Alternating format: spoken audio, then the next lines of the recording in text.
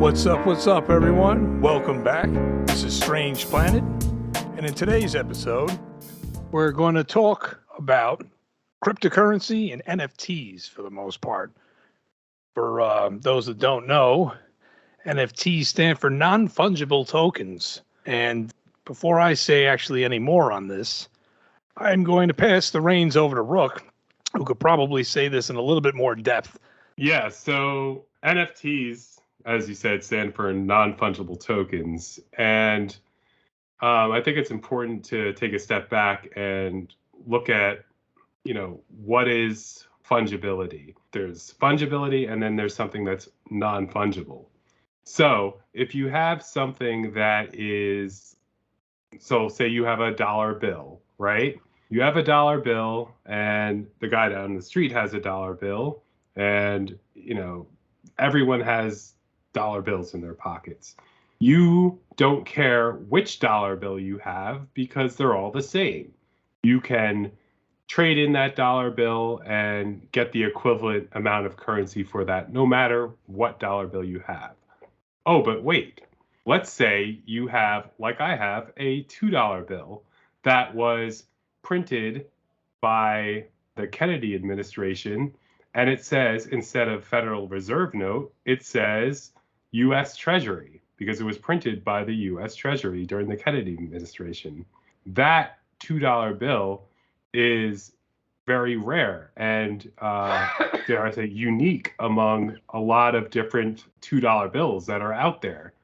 And so I wouldn't trade my $2 bill that was printed by the U.S. Treasury. That $2 bill is not fungible. It is not exchangeable in the same way that any other $2 bill would be. And so when we go over to the digital currency sort of world, we're looking at items that are unique, that have unique value. And the strength of NFTs are that they are self-verifying. They can't be replicated, they can't be duplicated. They differ from regular cryptocurrencies. Like regular cryptocurrencies, like a Bitcoin is just a Bitcoin. You trade Bitcoin, it's the same thing. Whereas a non-fungible token, every non-fungible token that's minted is unique by definition and is verifiably unique through its code.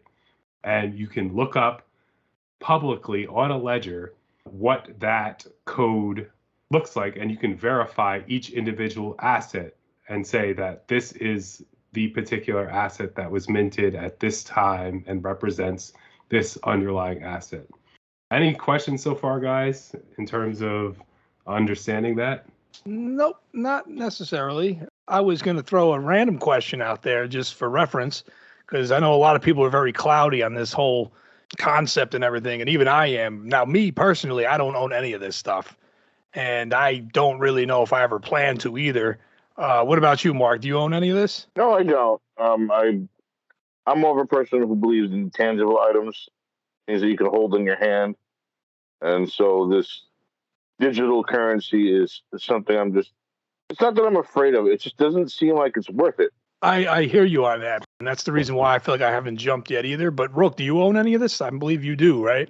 Yeah, I mean, I own some NFTs. I don't own a lot of them. I don't own any Bored Ape Yacht Club or anything like that. What about crypto? I do own crypto as well. Okay. But yeah, in terms of NFTs, like I know I own some basketball card NFTs and things like that. So when you say like tangible items, like we live in a very digital world now, and the things that we consume are very computerized.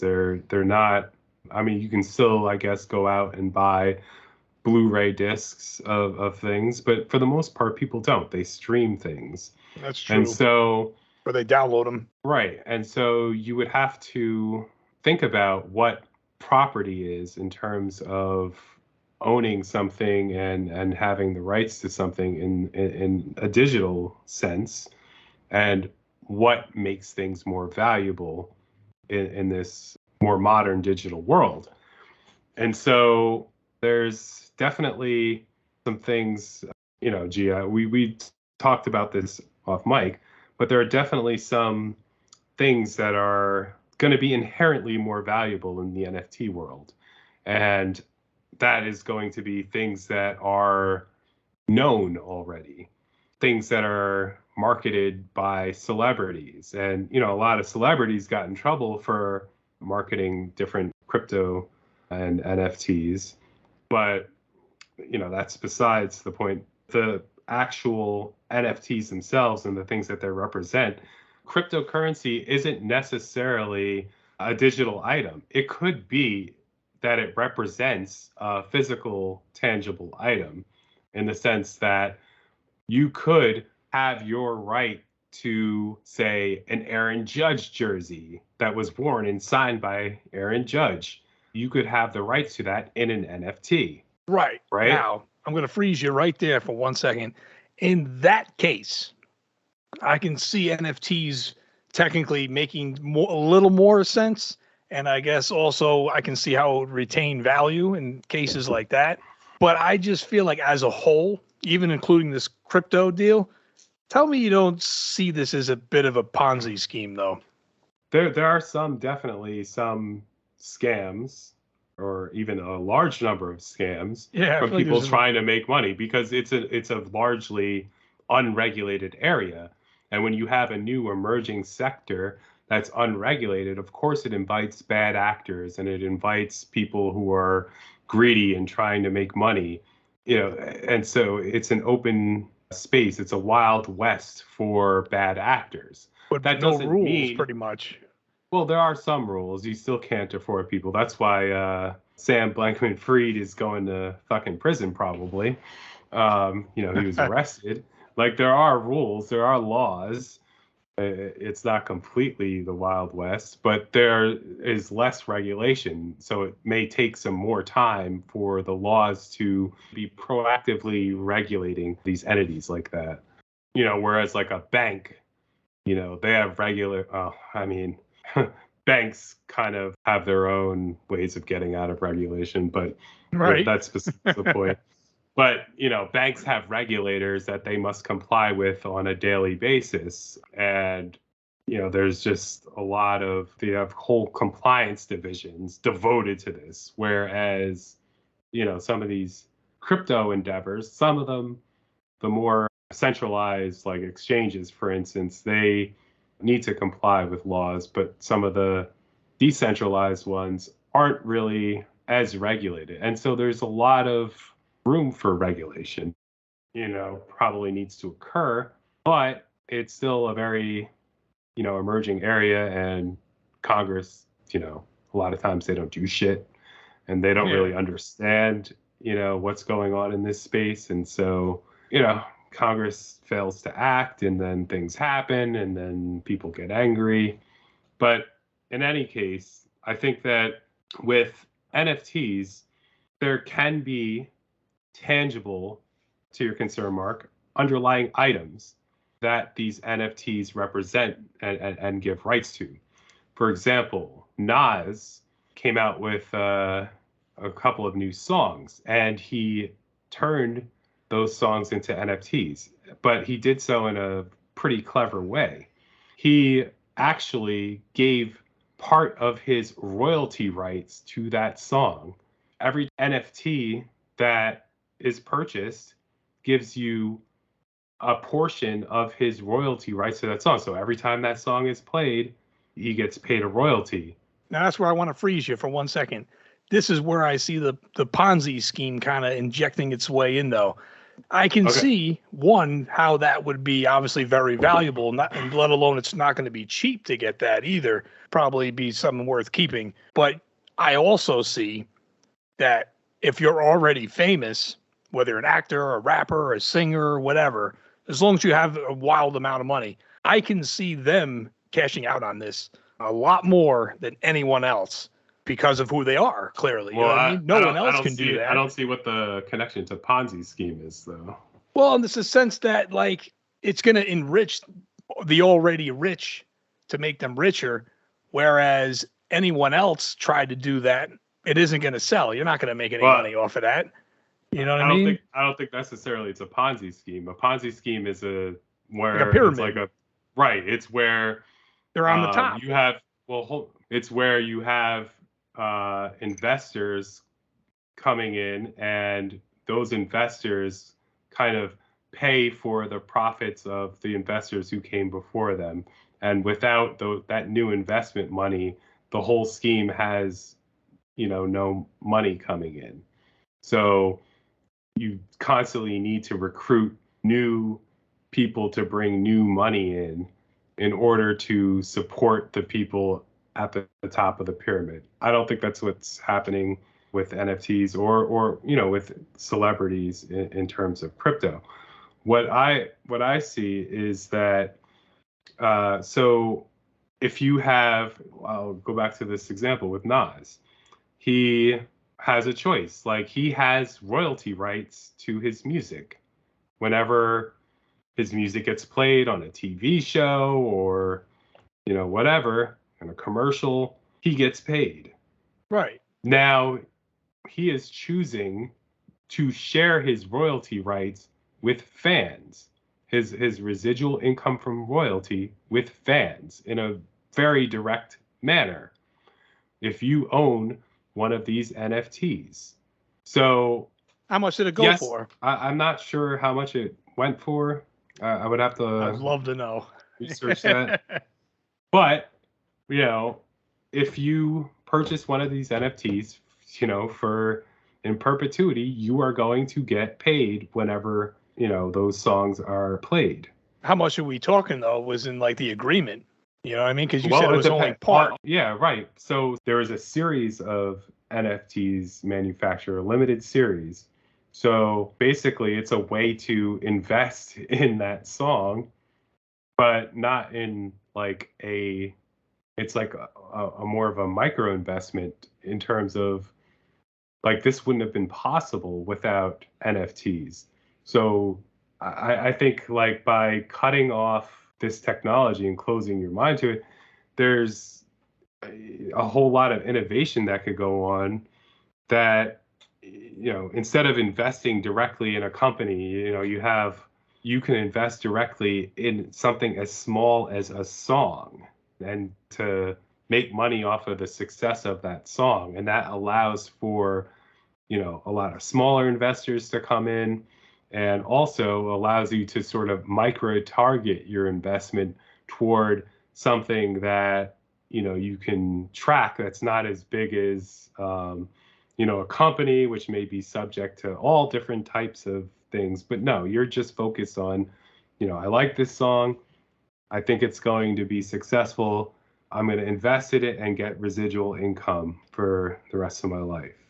I see what you're saying there. So this is, it's just the beginning of this type of financial innovation. And I think that, by just dismissing it as a Ponzi scheme, I don't think that's really allowing the full picture of what is possible with NFTs and with cryptocurrency that I think should be explored.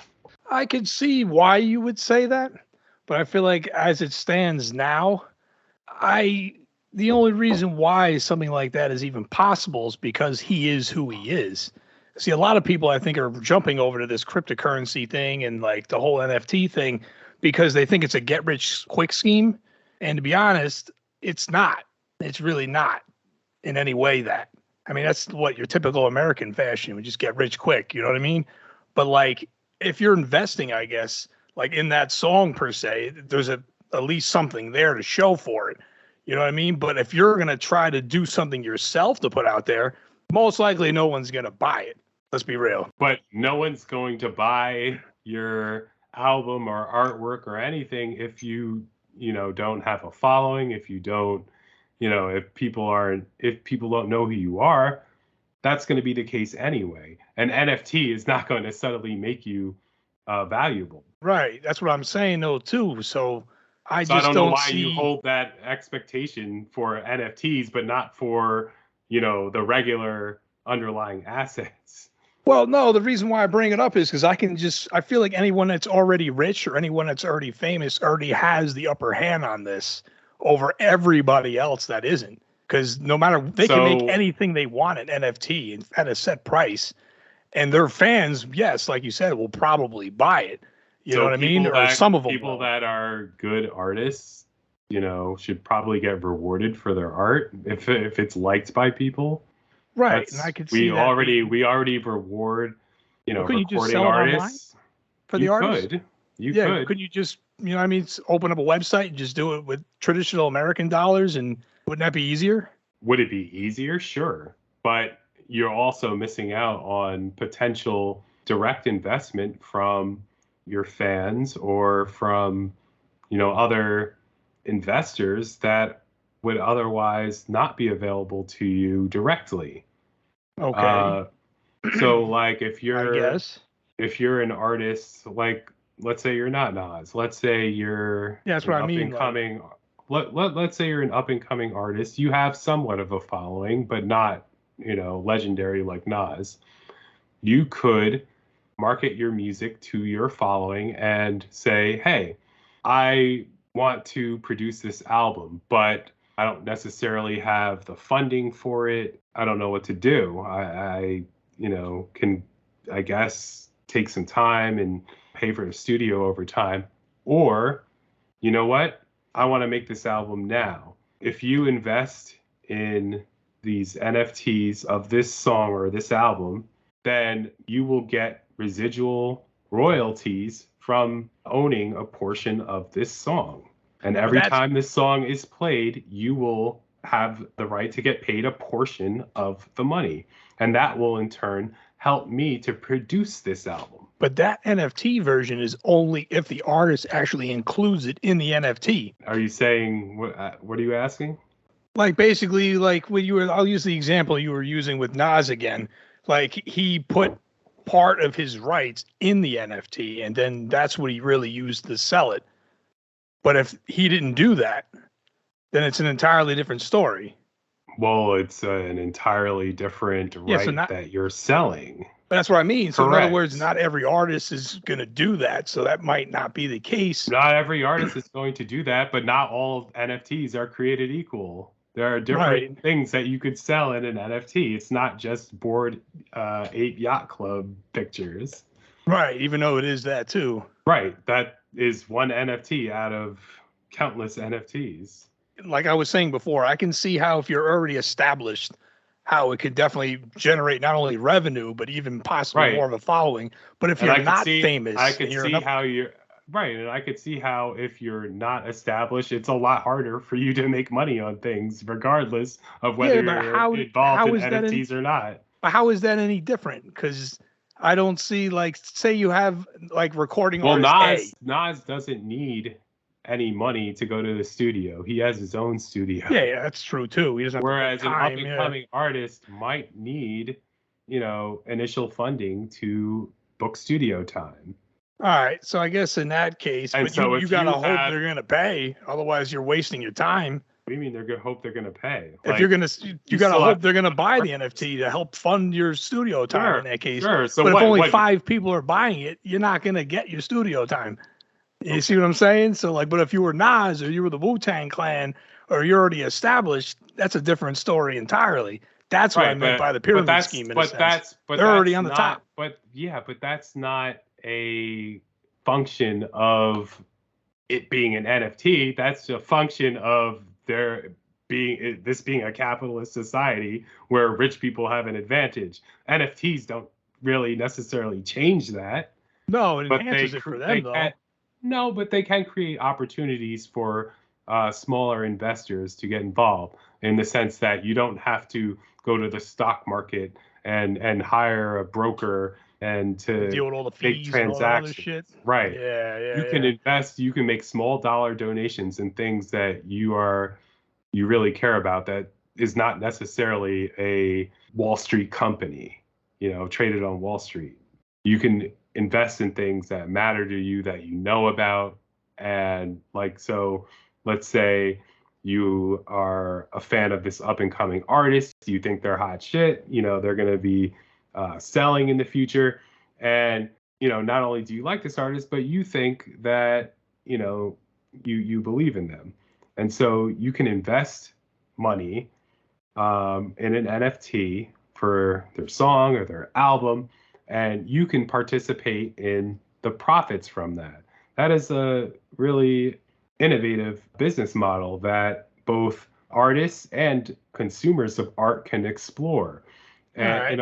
in a way that, like, otherwise you would have to invest in like a fucking record company in order Right. to do that, and then the record company takes all the money. Yeah, Okay. or most of it. And that's a very good. See, you Right. worded it like that, and that's different. Right. I guess. I guess I could see a there's little a more. whole world of financial innovation that can occur through cryptocurrency and NFTs, as easy to digest as an ape on a JPEG. Like, I still feel like, to an extent, like there is opportunity with it. I guess in that case, like the way you said, the way you structured that there, like that does make sense. But my only thing is like if you're an upcoming artist, you're a painter or like a musician or whatever the case may be, and you don't really have a following, just putting a bunch of NFT out is not really gonna solve your problem because Right, no one's gonna buy it. Why are you expecting NFTs to solve someone's problems who can't sell their album? Well, they didn't Like, try to sell it. Make believe that they just recorded it. Now they're at that level. So it's like we could sell it in stores, which is what they'll probably do, or sell it on digitally online. And So you let's- have let's- this other choice to make it an NFT. But if no one knows who the hell you are, why would anybody want to buy it? You see what I'm saying? But if you're already established, that's if more no one incentive. knows who you are, why would anyone want to buy your album in stores or online? No one knows who the fuck you are. Why would you spend money on it?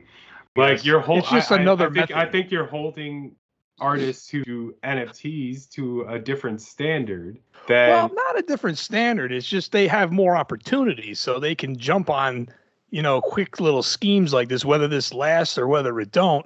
You know what I mean? So like they might be able to make a quick buck off of this thing too. And if they don't, it's not really that big of a loss to them. But for some average Joe, different story. You know what I mean? All right. So moving forward with the NFT talk, I believe, Rook, you were also talking about there's NFTs in gaming too. Yeah, so a large part of NFTs that we haven't explored yet are the potential for NFTs in gaming.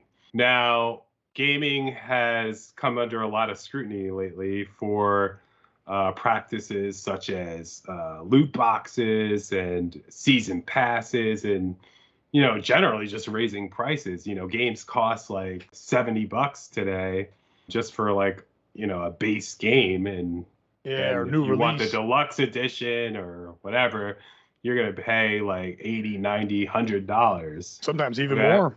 So they're definitely looking for ways, and these games are being released being incomplete and like with DLC that is removed from the game, and then you can put it back in for a price on the buying from a store. All of that is to say that NFTs, I think, are potentially a way to help that situation, actually.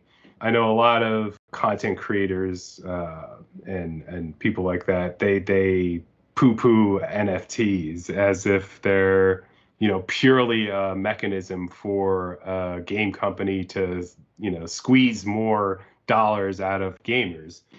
Whereas I see it more as an opportunity for gamers to participate in the economics of the games that they play. And so, Okay. let's say that you're a gamer and you're playing your favorite game. You invest a lot of hours into this game. You buy a lot of DLC. You All the farm. expansions. Right. You invest a lot of, and then the company goes and releases a new game, or the game dies. All that content you spent all your money on is gone, or it's worthless. However, if you had NFTs, That's not going to guarantee that things are worthless, but you can have the ability to take your content that you either earned or found or paid for. Say you're playing an RPG and you find a piece of equipment, a rare sword in the dungeon, right? That rare sword could be worth something to some people. There could be a Oh, I see marketplace where you're going with who this. now some people would, pay money or exchange some other form of currency for that item, that rare item. Just like, Fortnite sells, loot boxes and Skins and all skin that shit. and all Yeah. that, right? So, but this gives you, as Resale the value. player in the game, it gives you the incentive to play the game, to go deep into the dungeon, to find these rare items, because then you can trade them with other players who may not want to invest all that time, but still want the status of having, a That rare weapon. sword. Yeah, or whatever the hell it And, is. as games evolve, you're going to have more and more opportunity to create unique experiences for people. And I think that NFTs could be a valuable tool in terms of incentivizing people to play your game. Now, that's not to say that all the uses of NFTs are going to be great. Right. Some could be geared more towards favoring the publishers themselves, or, if they try to restrict the marketplace and try to. But, I don't think it's any more nefarious than what they're doing with loot boxes, which, you can't resell your loot box to your friends. Yeah, You if you can't open it. resell Or can't resell your loot box to anyone else. But if you have an NFT, at least you have that option. Okay. right. At least But you own the rights to that, and you can give it to someone else for money if you so choose to do that. It gives you the power as a gamer to do that. So right I don't now, understand how that, why people are so up in arms about I giving people, a little more choice in terms of the content, the paid content in games. well, there's two reasons why I can tell you why the game companies are not down with this. And the first one is you're making money off of it. That's why. It's as simple as that. Right. You know what I mean? They put a product out that, you know what I mean, could have, hidden gems from within it that through an NFT you could resell it. But what if you decided not to do that and not make it an NFT and you just went on some blog board on social media or something that, or some group chat that all these people are involved in the same game, and you just found someone directly on that and just sold it to them for cash? Wouldn't that be easier than going through this whole NFT thing? And it would be cash money right in front of you right away. So you could do that. However, I know people that have done that, actually, believe it or Right, not, too. right. Yeah. So, like, I don't know why, like, what would give them the incentive to change doing that to do this? So what NFTs do is they, like I was explaining earlier about the non-fungibility aspect. That aspect of it is that the item is rare or unique to that individual item. If you, as a game developer, make a game with items that are unique, that inherently increases their value. This is the only one of this kind. This is the only one that was found in this particular dungeon at this True. particular time. And so your ownership of that gives you the exclusive right to that particular weapon or that particular piece Item, of or yeah, whatever it armor. is. And so you could trace its ownership. Perhaps their, game worlds are going to be more and more immersive, and, perhaps you can find a way to tell a story about this item. This item was used to kill the such and such boss by this legendary player, and now you own it. The one Go thing I'll ahead. add is, like you said, it's not replaceable. However, every copy of the game has it. So it's whether or not there's enough Not laziness. necessarily. Are you sure? Because usually every single game has everything in it that, like, your copy of the game is no different than someone else's copy of the game, unless you bought like one of those, deluxe editions or something. You know what I mean? But aside from that, Right. If it's something that can be found in the game, it's in every game. No. If it uses blockchain technology, then it is going to generate a unique ID per se. And that unique ID will distinguish it from every other item owned by every other person. Your item is distinguished from them because it's an NFT. When the NFT is minted, it goes on a ledger and a database. Is there a cost to do that too? There's typically a cost associated with it, although there are ways to offset the cost so that it won't necessarily cost anything for gamers to do that.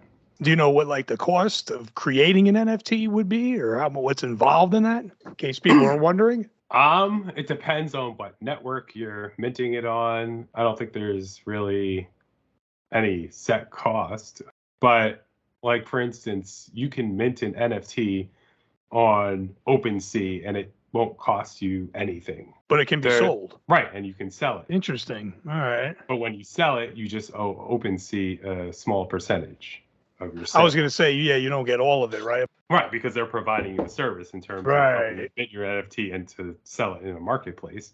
Right. And I would assume the same would be the case for a game in the sense that, you know, they would take a small percentage of your sale.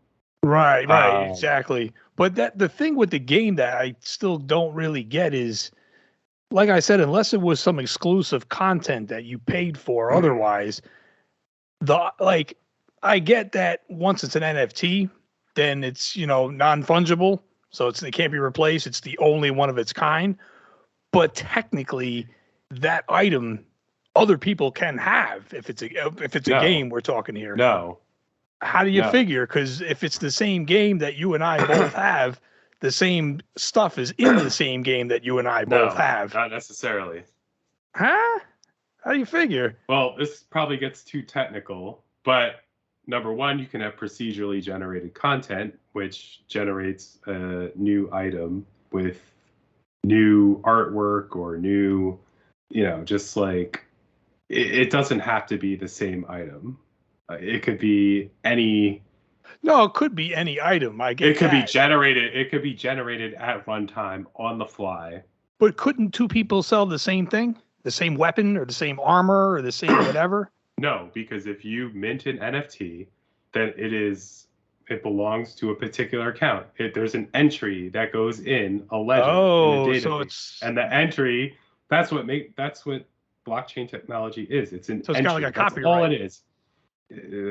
For lack of a better term. Yeah, in a sense, not exactly. Like if you open this ledger and you look at the line, it has a transaction. The transaction says that this item was granted to this person, and it's publicly available, that transaction, so everyone can view it. That's what it's self-verifying in the sense that everyone has access to this information. And so whereas if someone found that same item or whatnot, and they were to sell it not as an NFT and just sold it like we're on the social media, we're talking about maybe two different things here. That could be. As a game designer or a game developer, you can decide whether or not someone finds quote unquote the same item. If you're developing like an online world or whatever, you can remove that item from the world once it's acquired by someone. Oh, I see what you're saying too. They could do that to make things, for rarity too. So some games might not. I didn't know that was something that these companies actually did. Because normally it's the same game though that everybody has, but I guess some of these like online. To explain it would probably get too technical, but like you can have a game that just has, you know, the base game without any content, and any content that is generated. That's how, like, you know, the seasonal events and introduce new items that weren't in the original game. Right. Not every game is the same per se. And when you send information across the network, you could send people unique items. Like, for example, when you play Diablo 3 or upcoming Diablo 4, it will generate random loot drops for you. I see what you're getting now. Yeah, you're talking about You're okay, not going to get the same loot as someone else. someone else got. Yeah. But if it's something you found in the game, that should be something that is in every copy of it. But some of that stuff in the loot box, that's where the differentiation comes in. I see what you're saying now. Yeah, and with the advances in AI, it's actually getting easier to generate content for games. So you can get items that are more and more unique. Right. And that other people probably won't have. And so, before shutting down, this concept of NFTs in games, I think it's important to recognize the innovation that could also come with it. And I'll just say maybe one more thing about, in terms of innovation. There's an RPG that's kind of controversial. I think it's being developed by Square Enix, but I would have to revisit the video and watch it again. But what I believe they're trying to do is they make a lot of different endings to the game. And then some of these endings are NFTs. So not everyone is going to see all of the endings or some of the endings. Isn't that depriving some of the Sure. people though? Yeah, like that are copping this? But it's making those endings, more valuable to the people that are able to obtain them. Now, I'm not certain how you. That's a slippery slope. Endings. I'm going to be honest with you there. That's a slippery slope. I feel you were saying before how they don't put out full games anymore as it is. Now they're only going to sell the endings as NFTs? No. Well, I think that could add an interesting dynamic in the sense that this part of the game was almost made for you in particular. So you, as the owner of this NFT, get to enjoy this certain portion of the game just for you. You have the exclusive right to enjoy that part of the game. And you could sell it if you wish. Right. But that is what makes it valuable, that you will get to see this ending and no one else will, as long as, unless you want them to. And that brings the value into, diehard gamers are going to want that. So that makes sense, I guess, too. Correct. For that. So, I think, before we shut down NFTs in gaming, I think it could provide opportunities for unique experiences like this that may be beneficial for gamers. But it would be at a cost, an additional cost from the base game, too. See what I'm saying? No, yeah. So, they're going to get it if, the diehard fans really want it. Well, but it's just more money for the company in the end. It depends. You don't have to, you could just make those NFTs discoverable in the world for free. Technically, right? You could do that. It depends on how the company distributes it. Right, because there's a lot of games these days that do have I know it's like what you're saying with the loot boxes and stuff, and some of them even have events and stuff where they put out exclusive content or something for 2 or 3 weeks, and then it's cut. With no sign if it's ever going to come back. So I guess it makes whatever that was in that interval of time, provides value for it for those that either didn't have the game and didn't play it then, so they missed out on it, or if they just didn't touch it for the 3 weeks that it was on, so that those that were on, they can get some pull for that, I guess, in a sense. And if they don't want it or they have duplicates, then they can sell it. If you're, it drives up investment and commitment in playing the game, because the people who do play the game and are very into it, and they're going to be rewarded for playing with NFTs. Right. It adds a little something extra that gives them the choice too, whether or not they can keep it for themselves or they can try to sell it to someone else that might want to see whatever it is or use whatever it is, I guess. Right, and for people that play a lot of games, it could mean some even supplemental income for people that want to play games and make a little something on the side. I'm not saying you'll get rich off of it. Right, you probably won't. Yeah, that's true too. I'm not saying it's a way to make a living, but maybe you can afford your next game by playing a game, Right. I see what you're saying there, and it does change my outlook a little bit on the whole concept of NFTs in that sense, because I see it Well, for that area and some of the areas we've said before, like music and I guess art to a Right. certain degree, I can see it now making more Yeah, sense. But will I invest in any of it? It's unlikely. like I said, it's just there's more to NFTs than board Meets the eye. It's not that simple, and people that try to tell you it's that simple either don't know what they're talking about, or they don't. I don't know. Maybe they just are haters and have some ulterior motive to try to convince you that there is no value in Right. It's not as worthless as I thought it was, I'm going to say, for the most part. It's an innovative technology. Like it is, and it kind of gives everybody, I mean, like I said before, I still see, like, if you're already established, you probably doing a lot better with sales with this. But in the sense of gaming or art, I guess, I can see, you know what I mean? You might be able to sell it. It's not going to solve income inequality. No way. That's not the intent behind NFTs or cryptocurrency. Yeah, you're not going to get rich quick, you know what I mean, off of this. But you could still possibly sell some either in-game content, or if you're an artist, you might be able to push some of your artwork with it, I suppose. Yeah, it is intended to be disruptive to the status quo, in the sense that some of the people who are benefiting from the way things are now are not necessarily going to benefit from cryptocurrency or NFTs.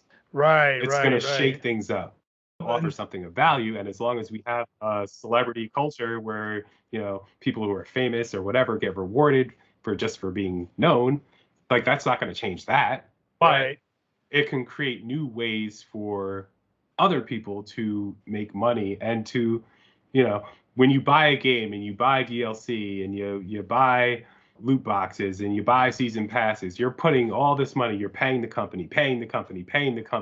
Now, all of a sudden you have NFTs where you could earn some money. Yeah, it's not going to fortune. It's not going to, it's not going to be like, you're not going to get rich off of it.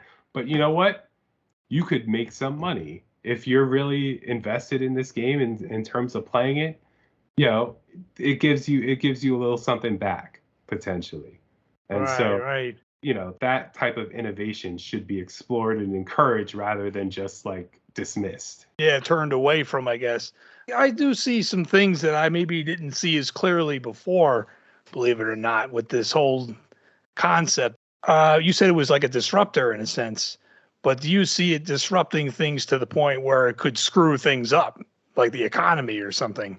I mean, I feel like it's possible. AI has a lot more potential to disrupt the economy. I think that banks have disrupted, and their malfeasance has disrupted the economy way more than crypto has. I mean, that's true too. I think that will continue to be the case.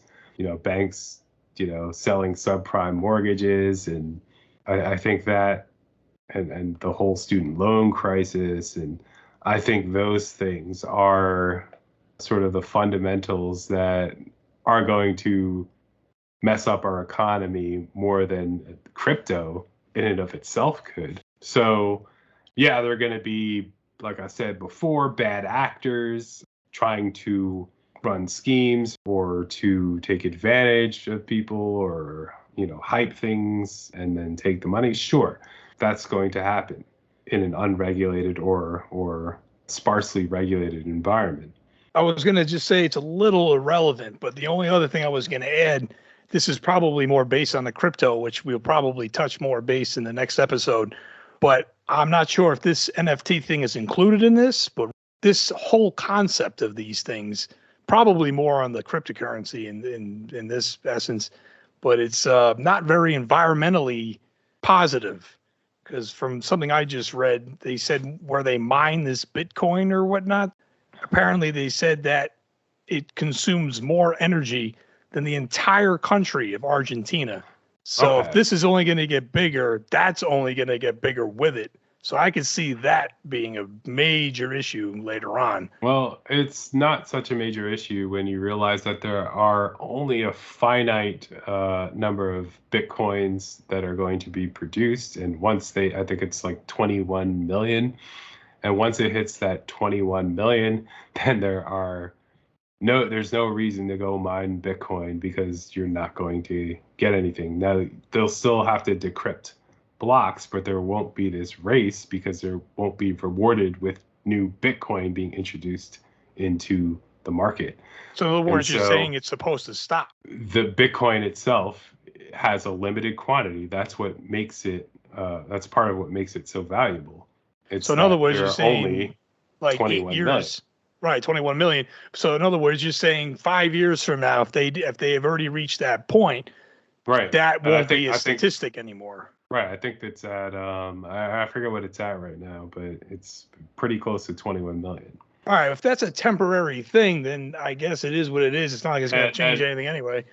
But right, I think as it was originally envisioned, they didn't really think that there would be this arms race in terms of graphical processing units trying to mine these coins as fast as they can. And, that was a little bit of a side effect of this whole thing. Right. That wasn't, intended. But there are some solutions to this that are out there. Like, for example, Ethereum, which is the second most popular cryptocurrency, that moved from proof of work, which is basically the mining you're talking about, to proof of stake, which, is basically people putting up money that in order to verify blocks or, blockchain information.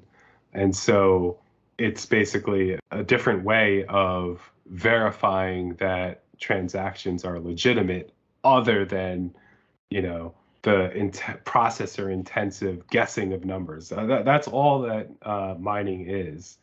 It's basically using computers to guess a password, basically, and they just randomly guess. They pick different numbers, randomly guess until they get it. And you need a lot of processing power to keep guessing those random numbers quickly enough to be able to get out ahead and generate that password to unlock the next block of information. That's the most simple way I could put it. So that definitely is a problem in terms of the environment, in terms of Bitcoin. But, that's going to more or less, come to a halt. There's not going to be as you'll still have Bitcoin transactions, of course. But the mining aspect. But the reward in terms of new Bitcoin coming from people competing to mine the next block, that won't be as intensive. Other cryptocurrencies like Ethereum can, they've switched over to other mechanisms of verifying other than using a ridiculous amount of computing power. And there you have it, folks. There is enough information for you as far as NFTs. We will be probably revisiting this in the future, and it's likely in an upcoming episode that we will probably talk more on the cryptocurrency aspect of things too, and what it is, and further talk about that.